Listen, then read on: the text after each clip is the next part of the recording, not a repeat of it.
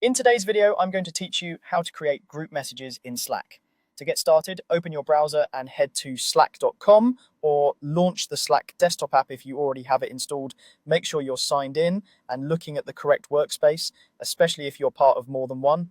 Creating a group message works the same on the web and the desktop app, so use whichever you prefer.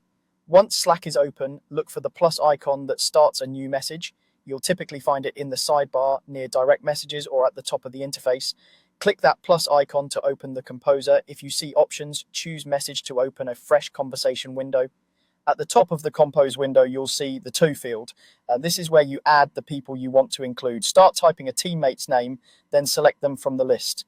Keep adding names to include multiple people in the same conversation. This creates a group direct message, which is great for quick coordination with a small set of teammates. If you find yourself needing a larger audience or ongoing topics, that's usually a sign a channel might be better.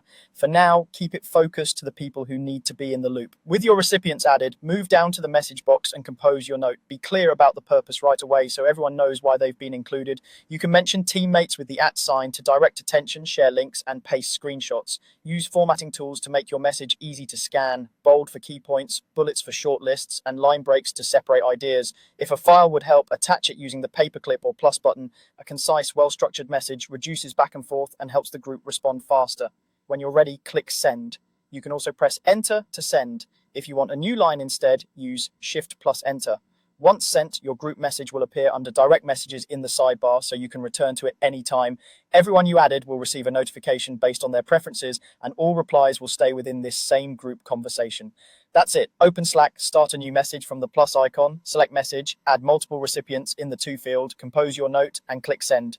Follow these steps and you'll keep small teams aligned without creating a full channel. Thanks for watching and happy messaging.